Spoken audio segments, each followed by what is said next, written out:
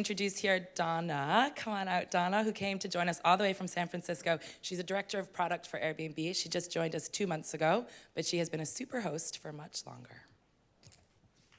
Hi.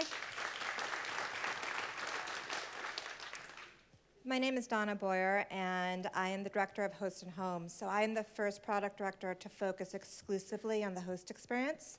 And I'm excited to share some updates as they relate to hosts today, and also get your input and ask questions. Before I start, I just wanted to say thank you to Simon for that presentation. I think it reflects so much of what Airbnb is about and the Airbnb spirit. Beyond that, it really reflects my experience here today. It's my first time in Ireland. I flew in yesterday and woke up early this morning thanks to some jet lag, and wandered around in the rain. And wandering around in the rain in itself was fabulous for me. I'm from California, and rain there doesn't happen very often, and it's a problem. And I kept thinking, if I could just take some of this with me. But just some. Beyond that, though, I was really at 8 o'clock in the morning in the rain, really struck by the friendliness of people I encountered. And I encountered people, waiting for the crosswalk, or waiting for my coffee, or helping me in the shop. And it was just remarkable. When I moved to California, that was a big change. I used to live in New York, and the first time my younger sister came out to visit me, she was very concerned by strangers saying hi to her on the street. That doesn't happen in New York. The hospitality this morning from everyone I encountered took that up several notches. And so thank you for having me, and thank you for having me feel so welcome here. I'm really happy to be here. So what we're going to do today, we have a brief period of time just to talk about how the Live There campaign manifests itself in our products and what that means for hosts. We have about half an hour total, and I want to run through some updates as well as leave time for questions. Alan Mask, who is my partner from San Francisco, is here as well in product marketing. And following this, we'll have a session, I think, back here, where you can feel free to ask any other questions you have about what we present today, as well as anything else that's on your mind. Okay, this works, and it does.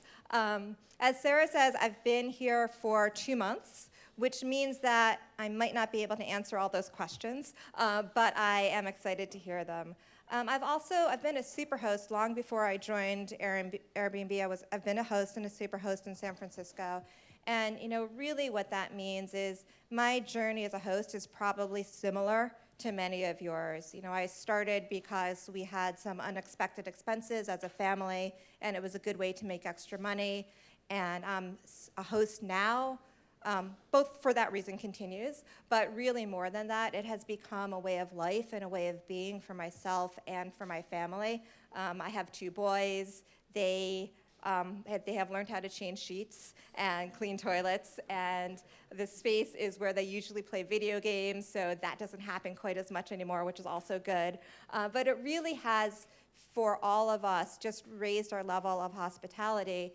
And it changes you, welcoming people from around the world, or, coming home from a long day at work and quickly making a bed and buying flowers so you can welcome someone arriving from Japan, just, I think, makes you a better person. And I'm really happy to share in that with all of you. The other part is that I also understand some of the frustrations with hosting, some of the things that we wish we could do a little bit differently, or why isn't this a little bit easier, or did anyone think of this? And my job is to change those things, and so it's also my job to hear from all of you. Before I was a superhost, long before I was a superhost, and long before I joined Airbnb, I've been leading product teams for the past 20 years.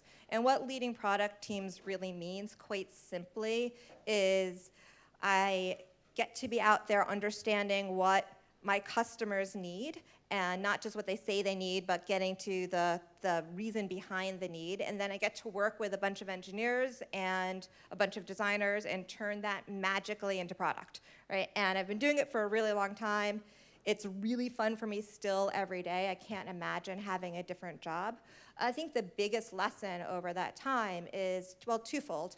One is it's very, very easy to think that your experience or the experience in the city you live in and the people you talk to, on the bus about your product are a reflection of, everyone, right? And so it's really important to me to understand the experience from a global perspective and from your perspective, and it's why it was really a priority for me to be out here and to connect with you. The other part of it is making products about things that you love really is the thing that allows you to make great products. So being passionately connected to what you do is important to deliver great products, and Airbnb certainly checks that box for me. This is my listing. Is it? This is my listing. This is my house. The video games are in that back cabinet, locked up. I'm showing this for two reasons. One is I think it's good to share your home with people, and I would invite any of you, if you come to San Francisco, to come stay with me. The second is that I really want one of those hosting is sexy t-shirts. And I've been told back in San Francisco that the right person needs to know that you are a host, right? And I'm hoping that the right person is in this room, because I really want to leave with one of those t-shirts.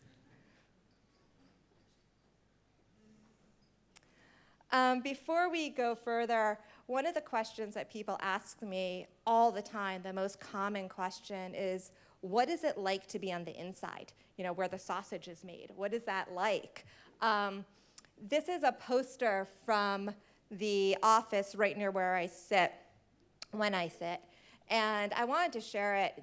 Perhaps the biggest surprise to me and the biggest inspiration to me in joining Airbnb as an employee is the commitment and the connection that everybody has to our community as a whole. We are forging new ground, doing new things, and we will, as we do this together, take some missteps and course correct along the way. But as companies get bigger, and this is something I've definitely seen firsthand many times over those past 20 years, is it's very, very easy to become disconnected to the mission. And that is just not the case at Airbnb. Every conversation, this is way beyond a poster. This is a way of life there. It is embodied in everything we do. And I'm really glad to be partners with you in doing it together. Okay, so getting to the meat of this, what does don't go there, live there mean in our product? How do we turn that from being not just an amazing set of ads and posters and videos and taglines, but also how do we make that easier for all of us to extend that belief to our hosting experience? And so we'll spend a little bit of time talking about some of the features that we have rolled out, our testing, and our on the boards, things that we want to get your feedback on. The very first thing is that we've integrated those films into our product experience. One of the things that we found is that it has so much inspiration for people just as they're starting their search on Airbnb that it provides a level of expectation and also of the reality that this is a different experience than a hotel. One of the things that we've heard over and over again from hosts is it's just so important to set that expectation, that this is our home, that it's not a hotel, it's a very different experience. And I do think that setting and framing that through everything we do from the very bit of the experience helps with that. But way deeper than that, what live there really means is that it's about the intersection of neighborhoods, hosts, and their homes together. It's about all of us as hosts opening up our doors and helping people understand the local experience. And Simon, your comments just resonated so well. In San Francisco, I have guests showing up, and every single one of them wants to go to Alcatraz, every one of them wants to see the Golden Gate Bridge, and they want to see Lombard Street, which is this really crooked street that I don't even understand what's interesting about it, but people will wait 3 hours to walk down this street. And so reframing that discussion and connecting people to the real San Francisco is really what it's about. More than that, though, it's also about making sure that we are matching guests with the right hosts and the right homes so they have the local and authentic experience that they're looking for that suits them. So let's talk about that just a bit. Okay, so let's say that I wanted to take a trip to Austin, which is a city in Texas. It's one of the cities that doesn't have as much diamonds dripping from it. It's a very big music, very high-tech city. Big folk music, indie music scene there. I've been there a couple of times, but I don't know it well. So one of the first things that you'll see in the new experience is that we're asking for preferences up front. Everything from, do you have pets? Is your place child-friendly? Is it infant-friendly? We really wanted to move some of those questions, the things that we answer over and over again in the request to book flow, like, can I smoke? No, you can't smoke. Like, we've been through this. Up front, so that people are setting their preferences and they're only shown listings that match those preferences. And the set of questions that we have right now really come from what we've heard from hosts globally as being the most important. It's a relatively small set. It's child-friendly, infant-friendliness, whether or not it's suitable for pets, smoking, and parties. Right? But beyond that, you can add your own. And by being able to control these up front, and for guests to be able to only be shown the properties that match their preferences, and then be reminded at the end that these are the house rules, are a way of making us sure that those matches are better, and also making sure that it makes it easier on the hosting side to not be dealing with the unexpected party, the unexpected smoker in there.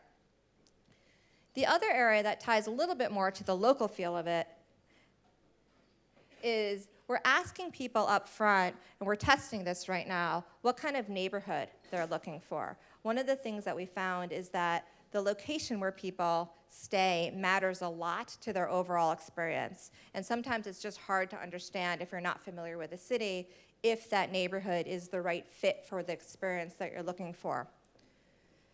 And the question that I've been asked over and over again is, how do we get those preferences? So we're trying a couple of different things, and this is an area that I definitely want to dive in a little bit more deeply with everyone here on. What we're doing first is we are asking guests, previous guests, in the review flow, how would they categorize and how would they classify the neighborhood? We feel like when you look at guidebooks, if you look at sort of traditional means, it doesn't really capture the spirit of the neighborhood, so we're relying on guests to provide their sense of the neighborhood and expanding it from a listing to how would to classifying the neighborhood as a whole. We are also looking to expand this with host input on how would hosts describe their neighborhood, so that we're really getting a more authentic and a more genuine and more detailed feeling of what that means, so that when guests are coming to experience a city that they haven't come to experience before, they have a way of understanding, hey, what's the right, who am I? What's the right feel for the trip that I want, and how can I have that experience in a local neighborhood without leaving that neighborhood or be grounded in that neighborhood, so the place I go around the corner is a place that suits me well. I'm just going to get a show of hands. Does anyone, we're testing this app right now, so it's not rolled out to everyone, so I just want to get a sense of people who have seen this live in their apps right now. What do you think? It's working for you? Okay. Great. Yeah, I'm excited to roll it out. Our early feedback has been really good, and so excited to get that rolled out further. So really what this means is really about going from more searching to matching overall. One of the things that's hard today is when you come to find a place, if you don't know what you're looking for, there's a lot of in and out. Like you're on TripAdvisor, or you're Googling and you're looking at best neighborhoods and you're trying to find the right things to do. And it's really hard to figure that out for a place that you haven't been. So we're really looking to make that experience much, much easier for our guests, and in turn, better for our hosts, so that guests automatically are shown the listings that are right for them, and that hosts are getting requests from guests who are a right fit with their rules and a right fit for the expectations of their listing. So let's talk about a little bit more about what that looks like in the experience, that matching experience. So drilling a little bit further down my Austin trip, I'm now shown popular homes, and in some locales, also neighborhoods that are the right fits for me. If there are enough places in a given neighborhood that meet those characteristics, those will surface. We don't have that yet in Ireland. That will be coming soon, though. So I'm let's say downtown's the right fit for me. I actually have no idea. I just took these screenshots. But this one sounds good, right? I've got a couple of listings that meet my preferences. Absolutely immaculate sounds great. Who doesn't like absolutely immaculate, right? So I look at that a little bit more deeply. In addition to being shown the listing, one of the things that I'm now being seen up front is really, really easy access to my house rules, as well as really easy access to the guidebook. How many people are using guidebooks today? Okay.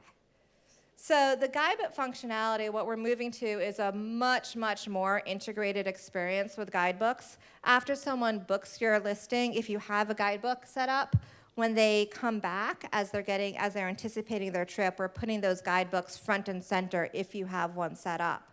I would encourage everyone to do more with guidebooks. They're a little bit clunky today. We're making them much easier and much better integrated for exactly the reasons that Simon said. You know, we really want people to experience your local neighborhood and your local community, and it's a really good way to set yourself apart as a host. One of the things that I get questions a lot is like, what kind of things should I put in my guidebook? Everything.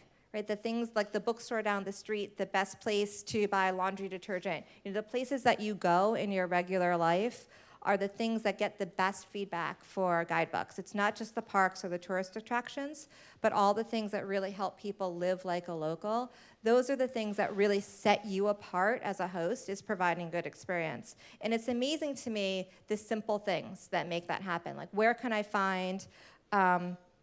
get a good loaf of bread? Is a question in San Francisco that comes up all the time. And there's some very famous, very touristy bread places in San Francisco. That's not where you get a good loaf of bread, right? Not at all. There are really good loaves of bread, 45 steps away from my house. And it's those type of things that really make a big difference. Guidebooks are going to be a big part of what we're doing going forward. They're a great way to draw people to your listings, and they're a great way of helping with that experience. And so we're going to be doing more with that. It's an area that I would love for you to do more with if you aren't using them. I would try them out. Send me feedback. I'll make sure that you have a way to do that before we leave, because it's a really important area for us. So I'm running actually a little bit over time, so I just want to make sure that we end this on just making sure that we're repeating that what this is all about is that intersection. It's hosts that are so central to this, and your listings and where you live. Bringing those together is what makes Live There come to life. And so we are really focused on how do we do that reflected in the product to make what you're already doing that much easier. So we have about 10 minutes to turn this over for questions. You can feel free to really ask me anything. There's a handy dandy way of a microphone here, so I'll make sure that I can hear you. There's a question. Hello? Up there. Good. So this is called a catch box, but I call it the throwy, catchy, microphone-y thingy. So if someone has a question, I'm going to, this guy first. Hi. Will you migrate the information from the existing guidebooks? Yeah, that's a great question. If you already have a guidebook, they are automatically showing up in the new guidebook feature. So we're pulling all that information over easily to make it as easy as possible to do. Thank you. Oh yeah, there it is. Will the information on the guidebooks be private to your potential clients and your customers, or is it for everybody to see? So we are changing the guidebooks. I should have mentioned that, and I'm glad that you brought it up. What we are doing with guidebooks, I can actually show you, if I can figure this out, I can give you an example of this, I think, actually. We are doing both. So if it is your listing in this, that might just be way beyond me. If it is your listing, your guidebook is private to your host, so they can drill in. But what we are doing is aggregating suggestions, common suggestions, so that when people are looking at things to do in a city at a top level, they can see how many hosts have recommended something.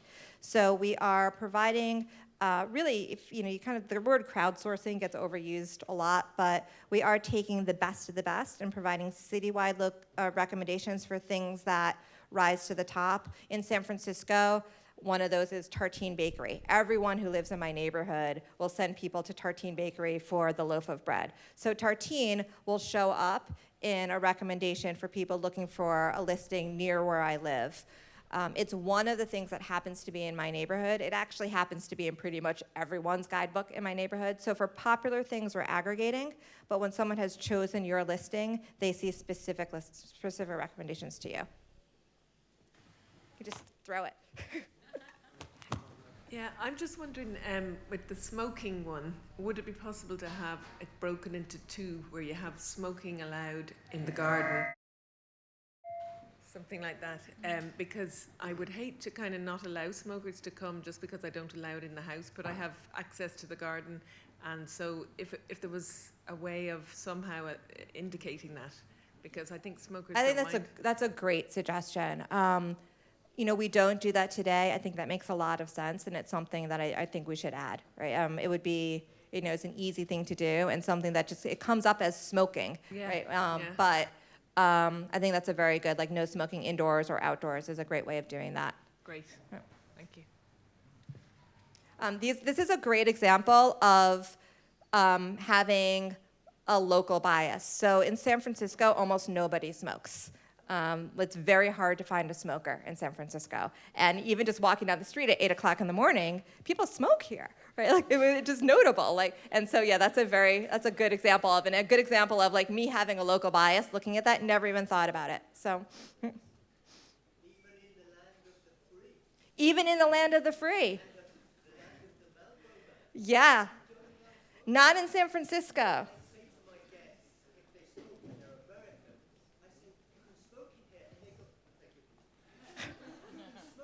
And they go, oh no, we can't.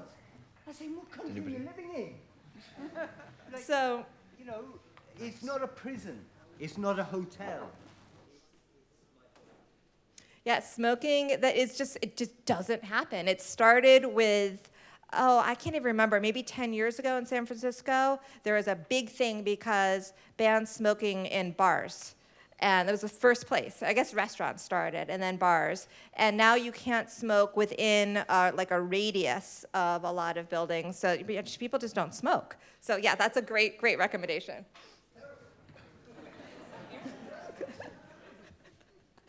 Sorry, we've got it here. Okay. How you doing? One Hi. small question. If you create a guidebook for one listing, if you have multiple rooms, so you create it for one room, can you copy that then to the other rooms in the house? Not easily.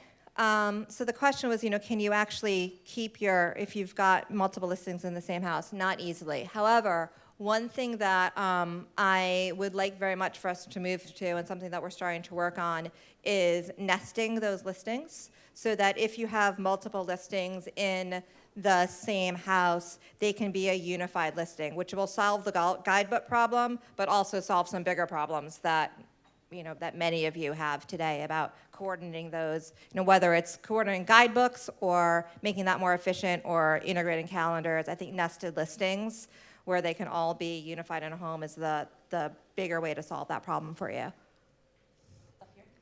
Hi, my name is how'd you Dee. get up there? And I'm speaking because I have a 50% hearing loss. So when you pass this and you don't use it, I can't hear you. So I would just appreciate if everybody would use it and remember that a lot of people have hearing loss and they don't know it. Okay, thank you. I'll do a better job repeating the questions as well.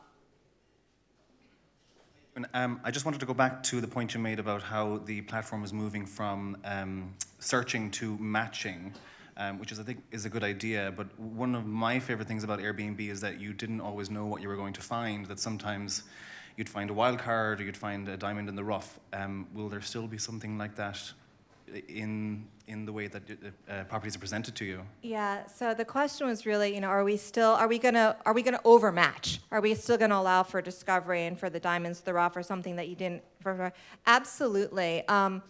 Way back when, my background actually originally started in personalization. I ran personalization at Yahoo, and one of the big factors with personalization is not to over-personalize. Losing that sense of discovery loses what the heart of Airbnb is about. And it's why what we're doing is starting with rules like smoking or very, very broad strokes around things like neighborhood types, because Airbnb is all about discovery. And so that's something that I'm very mindful of, and making sure that we are continuing to surface not just what you asked for, but what might be a good fit for you more implicitly.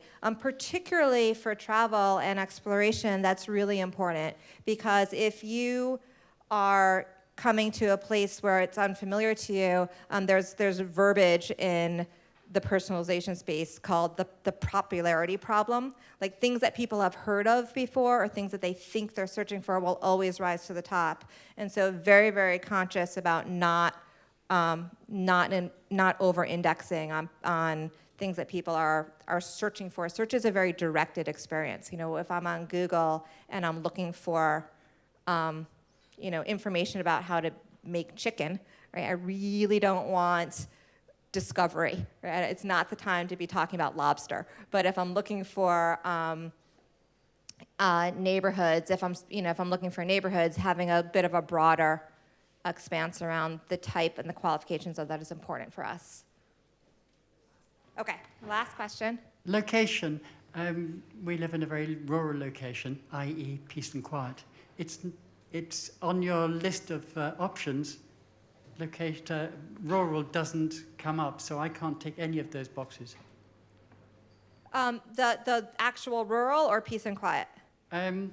Well, peace and quiet, but peace and quiet doesn't mean rural to you. Rural is away from public transport, away from shops, etc. So one of the things that we are continuing to do is expand that list. Right now, some of those options to check are, they come from data. We have a big data science team who is bringing in more and more attributes. And so capturing things like rural, things like noisy, right? Street noise, the opposite of that, are things that are coming up more and more as expanding that list. And so that is absolutely what we're looking for, is to make sure that we started with the set that come up often, but it is very much on our mind that we need to expand those and expand them rapidly. And so that we're also not just presenting people with 300 different attributes, but we're showing the ones that are most likely to apply. So in your example, your address would probably indicate that rural is a good attribute, or no? No, okay. So those are things that we have to be really careful of to make sure that we're not, again, over-indexing or leaving things out. And I have a team of 12 rocket science data scientists on my team who are helping deal with exactly those issues. Okay, so I think we are officially, one more? Okay, one more, but it's not the last chance to ask questions, because I will be hanging out back here the rest of the day and excited to do so. My only problem with that is that I am going to miss out on breakout sessions where I can pick up on hosting tips, right? So you're going to have to share your hosting tips with me while I'm hanging out and answering questions. And I'll do it for as long today as you need me to. One last question. So one of the questions that we get asked an awful lot is, how do I get from the airport to your listing? So as soon as somebody books and your address comes up, it would be great if there was a way of saying, well, this is how you get from the airport. Whether you fly into Dublin or Cork or Galway, a lot of people are flying in, and it automatically comes up with directions to your house and a map or visuals or something like that. Whether it's in the guidebook section or whether it's another part of the instant response that comes up once they've booked. So the question was, could we automatically provide how to get from the airport to your listing thing? I have a question. This is actually a great survey opportunity for me. I'm going to take it. So that's something that I'm looking hard at, right? The number of times that you have to answer the same question over and over and over again, and especially if you're doing it on your phone, is hard, right? It's annoying. So question for you, definitely high on my list of things to address are message templates. Would love to get a sense of, would you prefer to have pre-scripted templates for you that you can modify? That's option one. Or to be able to write any message you want and be able to repeat it. I have my own personal bias. Again, my own personal bias doesn't really matter. Who would like option 1, just to have some pre-populated ones that you can customize? Okay. And who would like option 2, where you can craft your own message and then repeat it? Yeah. So we actually do have it. It's impossible to find. Yeah. You can use a pre-saved message.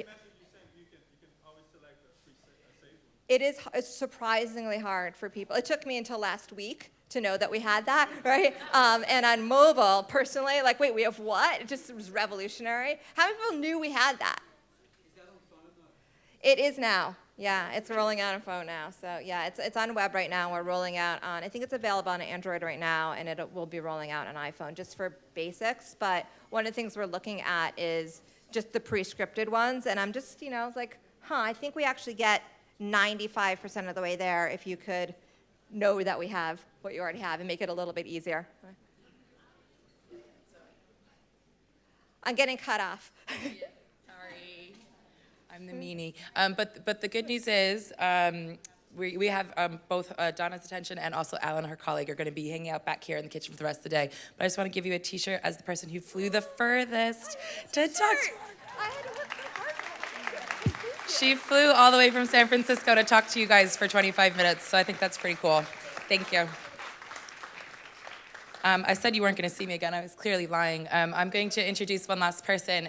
First, I want to thank all the managers who not only, very, very senior Airbnb staff, who not only gave their time and attention, but also resources of their team. I don't have a slide to say this. I'm just talking while I get to the right place. So to Aisling, head of site, to James, UK and Ireland country manager, to Vicky. These are unrelated to what I'm saying, so just look away. To each of you who took time to work on slides for this community today, and who also gave of your teams and their time and their attention. Thank you very much for supporting today.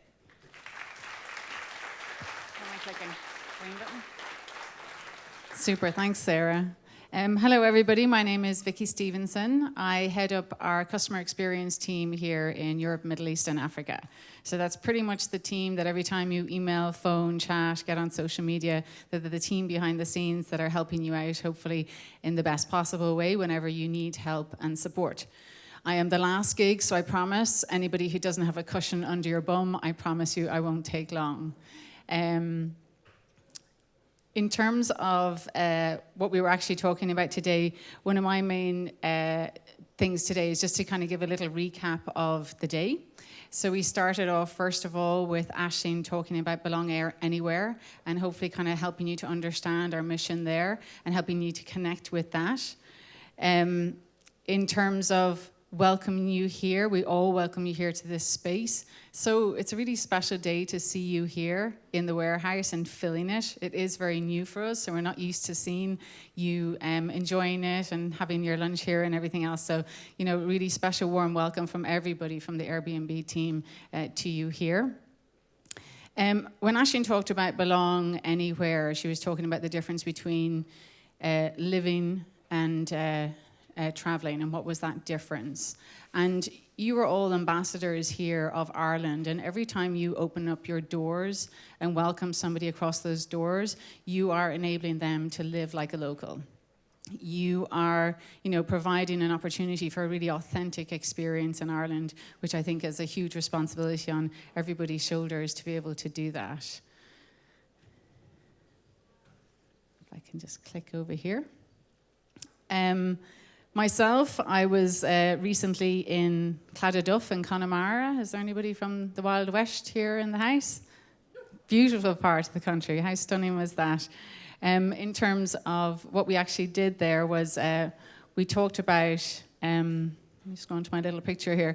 This is me and my kids. It did take us 4.5 hours on a bank holiday weekend to get there. There was lots of questions around how long, Mammy, are we really ever going to get there? But it was worth the wait. It was absolutely stunning, panoramic scenery, a lovely warm, cozy house where the host had put on the heating and the fires and everything else, secluded beaches, and an ability for my kids who are growing up here in Dublin, even though I'm originally from Kildare. If there's any other Lily Whites in the house? Yay, nice to meet you. You know, for an opportunity for them to adopt a few donkeys for a few days and feed them out the back door. And there's things like this that you can't do anywhere else. You know, this is what makes Ireland very special. And what you as hosts do when you're opening up your homes is you're giving, you know, an opportunity for people to experience Ireland. You are offering more affordable accommodation to families, and you are giving them and encouraging them to explore their own island and to explore beautiful places like the West and Connemara. So thank you for your work on that. If we talk about the future as well, I mean, James and Natasha told about the huge opportunity that we have ahead of us in terms of the sharing economy. And it's great now to have Share Ireland and for them to be championing Ireland as a global centre for the sharing economy. And thank you to all those SMEs, successful SMEs who came today to tell their story and share their innovation and success. And there's many other cottage industries, you know, also sprouting up, and it's great to see that continue in Ireland. There is a great opportunity, but that said, we're also at the very early stage still. Before joining Airbnb, I had the privilege of working for Google for about 9 years. And if you think about one day there was no internet and the next day there was, I see a lot of similarities as well in the sharing economy in terms of, you know, the need for mobilization, the need for us to kind of come together with initiatives like Airbnb Action to mobilize and to educate, to collect data, to put forward proposals to government so that they can actually keep up to speed with this innovation and the technology changes that are actually happening out there. So I encourage you to sign up. Sarah talked about hosting and how it's not a responsibility to be taken on lightly. We are continuing to work to create partnerships and initiatives to make it more convenient for you to be a host, to welcome more guests into your house, and to also integrate it into your life if it's not something that you're doing full time. Donna, also thank you for coming so far from San Francisco to represent and talk to us about the product itself. And also, I wanted to give a huge shout out to our breakout presenters. This is not their day job to do presentations and pull together tips and tricks. These are our own employees, their own employee hosts, and they did a huge amount of preparation and work to kind of bring this to you here today. So can we give a special shout out to our presenters?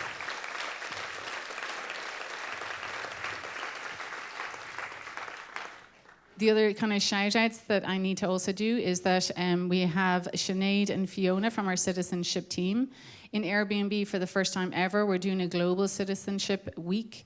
So here in Dublin, our employees and hopefully as many of our hosts are very welcome to join us to go out into the community and give something back. So if you're interested in that, in particular if you're in Dublin, because they are Dublin-based initiatives and volunteer programs that we're working with, please contact them. They're going to be around for the afternoon. Is Sinead in the house? I know she's here somewhere. They're going to be on the ground floor anyway, so if you're interested, please do sign up and join us in that. We'd love to go and do some stuff together with you. Your breakout session is coming next at 3:30 to 4:30, so you do have a last-minute chance to get a hit of caffeine or a nice cup of tea if you need it, if you were the person who woke up at 5 o'clock this morning to come and join us here today. And then following that, we're going to have a little bit of a happy hour. I think we all deserve a drink after this really busy day. And we're also going to have our first Irish Host Awards. So we've got 4 different categories there. You've all been voting behind the scenes. We're going to do those announcements at 5:30 if you're wondering about when you're going to get on the road. So at 5 o'clock, we're going to have our drinks. 5:30, we're going to make the announcements. So just thank you all for making today a really special day. And you're very, very welcome. I hope you have a great evening this evening, and I hope that we do this many, many times again. Thank you.